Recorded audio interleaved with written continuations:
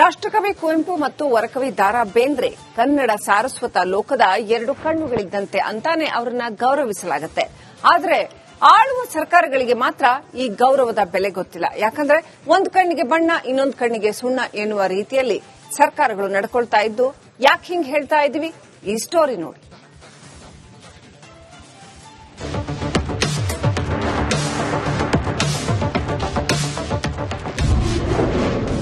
ವರಕವಿ ದಾರಾ ಬೇಂದ್ರೆ ಭವನ ಶಿಥಿಲಾವಸ್ಥೆ.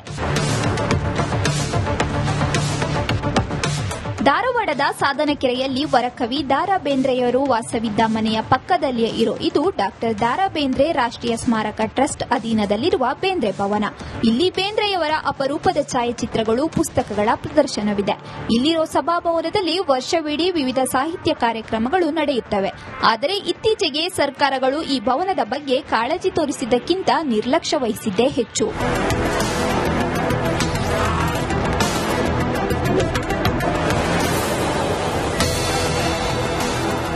ವೀರಪ್ಪ ಮೊಯ್ಲಿ ಸಿಎಂ ಆಗಿದ್ದಾಗ ಉದ್ಘಾಟನೆಗೊಂಡಿರುವ ಈ ಭವನ 25 ವರ್ಷದಿಂದ ಸುಣ್ಣ ಬಣ್ಣವನ್ನೇ ಕಂಡಿಲ್ಲ. ಈಗಂತೂ ಸಂಪೂರ್ಣ ಶಿಥಿಲಾವಸ್ಥೆಯ ಸ್ಥಿತಿಗೆ ಬಂದಿದೆ. ಅಲ್ಲಲ್ಲಿ ಗೋಡೆಗಳು ಕಳಚಿಕೊಂಡು ಬೀಳುತ್ತಿವೆ. ಕೆಲವೊಂದು ಭಾಗಗಳಂತೂ ಪಕ್ಕದಲ್ಲಿರುವ ಬೇಂದ್ರೆಯವರ ಮನೆಯ ಮೇಲೆಯೇ ಬೀಳುತ್ತಿವೆ. ಇದು ಸಹಜವಾಗಿಯೇ ಸ್ಥಳೀಯರ ಆಕ್ರೋಶಕ್ಕೆ ಕಾರಣವಾಗಿದೆ. ಡಾಕ್ಟರ್ ದಾರಾ ಬೇಂದ್ರೆ ಸ್ಮಾರಕ ಟ್ರಸ್ಟ್ ಕಟ್ಟಡ ಆರಂಭ ಮಾಡಿ 25 ವರ್ಷ ಆಯಿತು. ಇವತ್ತಿಗೆ ಅದು ಸುಣ್ಣ ಬಣ್ಣ ಕಂಡಿಲ್ಲ, ಬಿರುಕು ಬಿಟ್ಟು ಒಂದು ನೋಡೋ ಸ್ಥಿತಿ ನಿರ್ಮಾಣ ಆಗಿದೆ. ಹಂತದಲ್ಲಿ ಇವರು ಕೊಡ್ತಕ್ಕಂಥ ಅನುದಾನ ಕೇವಲ ವಾರ್ಷಿಕವಾಗಿ 9 ಲಕ್ಷ. ಅದೇ ಟ್ರಸ್ಟಿನ ಟ್ರಸ್ಟಿಗಳು ಸರ್ಕಾರಕ್ಕೆ ಒಂದು ವಿಶೇಷ ಮನವಿ ಕಟ್ಟಿ ಅದನ್ನು ಸಂಪೂರ್ಣ ಕಟ್ಟಡ ನಿರ್ವಹಣೆ, ಸಿಬ್ಬಂದಿ ಖರ್ಚು ವೆಚ್ಚ ಮತ್ತು ವರ್ಷದುದ್ದಕ್ಕೂ ಆಡಳಿತ ಖರ್ಚು ವೆಚ್ಚ ಮಾಡಲಿಕ್ಕೆ ಕನಿಷ್ಠ 2 ಕೋಟಿ ಅನುದಾನ ಕೊಟ್ಟು ಕೇಳಿದ್ರು ಕೂಡ ನೀವು ಅಟ್ಲೀಸ್ಟ್ 1 ಕೋಟಿ ಆದ್ರೂ ಕೊಡಬೇಕಾಗಿತ್ತು. ಹೋಗ್ಲಿ 50 ಲಕ್ಷ ಆದ್ರೂ ಕೊಡಬೇಕಾಗಿತ್ತು.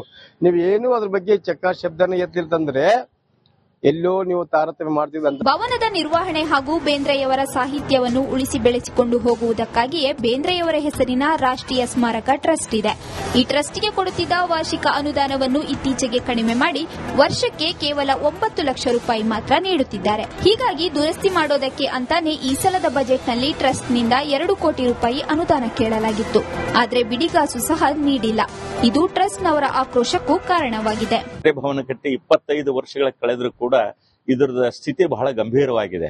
ತಾವು ಈಗಾಗಲೇ ಮೇಲೆ ಬಂದಿದ್ದೀರಿ, ಎಲ್ಲೆಲ್ಲೇ ಶಿಥಿಲಗೊಂಡಿದೆ ಅನ್ನುವಂಥದ್ದು ಎಲ್ಲದರ ಒಂದು ಚಿತ್ರೀಕರಣವನ್ನು ನೀವು ಮಾಡಿಕೊಂಡಿದ್ದೀರಿ. ಬೇಂದ್ರೆ ಒಬ್ಬ ವಿಶ್ವಮಾನವ ಕವಿ. ಅಂಥ ಕವಿಗೆ ಯಾಕಂತ ಹೇಳಿದ್ರೆ ಕುವೆಂಪು ಮತ್ತು ಬೇಂದ್ರೆ ಅವರು ಕನ್ನಡ ನಾಡಿನ ಕನ್ನಡ ಸರಸ್ವತಿಯ 2 ಕಣ್ಣುಗಳಿದ್ದ ಹಾಗೆ ಇರತಕ್ಕಂಥವರು.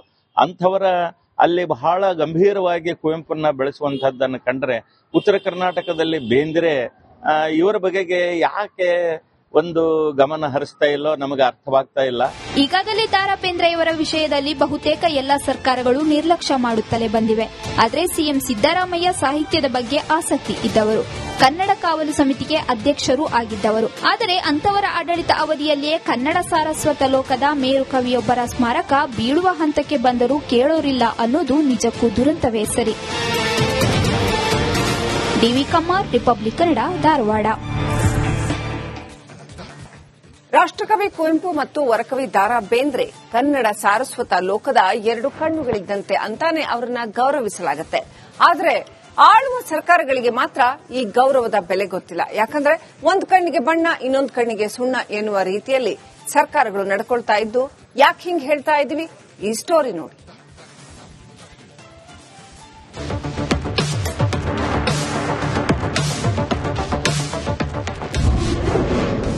ವರಕವಿ ದಾರಾ ಬೇಂದ್ರೆ ಭವನ ಶಿಥಿಲಾವಸ್ಥೆ.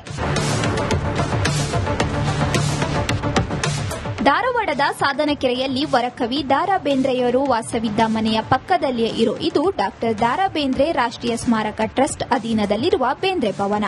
ಇಲ್ಲಿ ಬೇಂದ್ರೆಯವರ ಅಪರೂಪದ ಛಾಯಾಚಿತ್ರಗಳು, ಪುಸ್ತಕಗಳ ಪ್ರದರ್ಶನವಿದೆ. ಇಲ್ಲಿರೋ ಸಭಾಭವನದಲ್ಲಿ ವರ್ಷವಿಡೀ ವಿವಿಧ ಸಾಹಿತ್ಯ ಕಾರ್ಯಕ್ರಮಗಳು ನಡೆಯುತ್ತವೆ. ಆದರೆ ಇತ್ತೀಚೆಗೆ ಸರ್ಕಾರಗಳು ಈ ಭವನದ ಬಗ್ಗೆ ಕಾಳಜಿ ತೋರಿಸಿದ್ದಕ್ಕಿಂತ ನಿರ್ಲಕ್ಷ್ಯ ವಹಿಸಿದ್ದೇ ಹೆಚ್ಚು.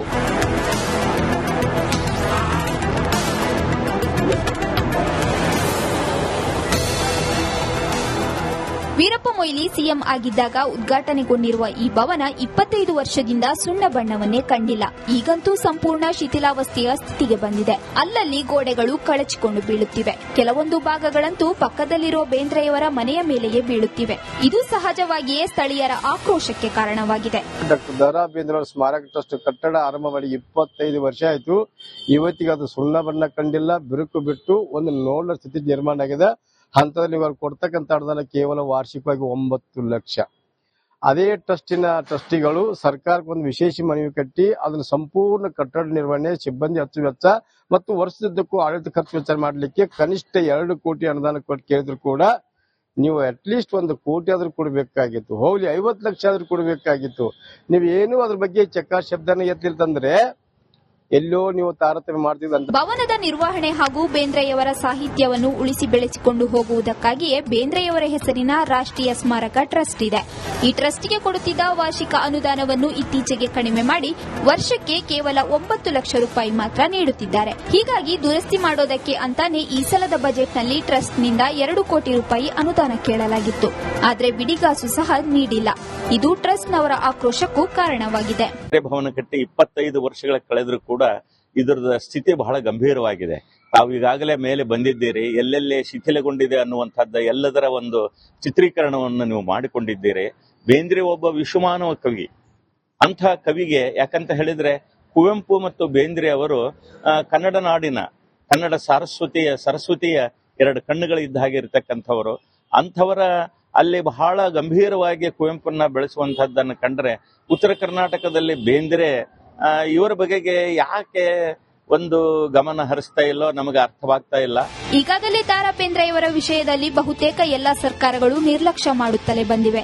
ಆದರೆ ಸಿಎಂ ಸಿದ್ದರಾಮಯ್ಯ ಸಾಹಿತ್ಯದ ಬಗ್ಗೆ ಆಸಕ್ತಿ ಇದ್ದವರು, ಕನ್ನಡ ಕಾವಲು ಸಮಿತಿಗೆ ಅಧ್ಯಕ್ಷರೂ ಆಗಿದ್ದವರು. ಆದರೆ ಅಂತವರ ಆಡಳಿತ ಅವಧಿಯಲ್ಲಿಯೇ ಕನ್ನಡ ಸಾರಸ್ವತ ಲೋಕದ ಮೇರು ಕವಿಯೊಬ್ಬರ ಸ್ಮಾರಕ ಬೀಳುವ ಹಂತಕ್ಕೆ ಬಂದರೂ ಕೇಳೋರಿಲ್ಲ ಅನ್ನೋದು ನಿಜಕ್ಕೂ ದುರಂತವೇ ಸರಿ. DV Kammar, Republic Kannada, Dharwad.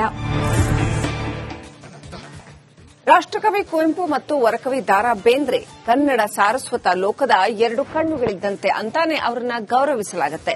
ಆದರೆ ಆಳುವ ಸರ್ಕಾರಗಳಿಗೆ ಮಾತ್ರ ಈ ಗೌರವದ ಬೆಲೆ ಗೊತ್ತಿಲ್ಲ. ಯಾಕಂದ್ರೆ ಒಂದು ಕಣ್ಣಿಗೆ ಬಣ್ಣ, ಇನ್ನೊಂದು ಕಣ್ಣಿಗೆ ಸುಣ್ಣ ಎನ್ನುವ ರೀತಿಯಲ್ಲಿ ಸರ್ಕಾರಗಳು ನಡ್ಕೊಳ್ತಾ ಇದ್ದು ಯಾಕೆ ಹಿಂಗ್ ಹೇಳ್ತಾ ಇದೀವಿ?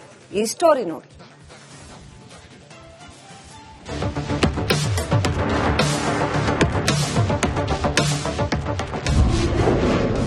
ವರಕವಿ ದ.ರಾ. ಬೇಂದ್ರೆ ಭವನ ಶಿಥಿಲಾವಸ್ಥೆ. ಧಾರವಾಡದ ಸಾಧನಕೆರೆಯಲ್ಲಿ ವರಕವಿ ದ.ರಾ. ಬೇಂದ್ರೆಯವರು ವಾಸವಿದ್ದ ಮನೆಯ ಪಕ್ಕದಲ್ಲಿಯೇ ಇರೋ ಇದು ಡಾಕ್ಟರ್ ದ.ರಾ. ಬೇಂದ್ರೆ ರಾಷ್ಟ್ರೀಯ ಸ್ಮಾರಕ ಟ್ರಸ್ಟ್ ಅಧೀನದಲ್ಲಿರುವ ಬೇಂದ್ರೆ ಭವನ. ಇಲ್ಲಿ ಬೇಂದ್ರೆಯವರ ಅಪರೂಪದ ಛಾಯಾಚಿತ್ರಗಳು, ಪುಸ್ತಕಗಳ ಪ್ರದರ್ಶನವಿದೆ. ಇಲ್ಲಿರೋ ಸಭಾಭವನದಲ್ಲಿ ವರ್ಷವಿಡೀ ವಿವಿಧ ಸಾಹಿತ್ಯ ಕಾರ್ಯಕ್ರಮಗಳು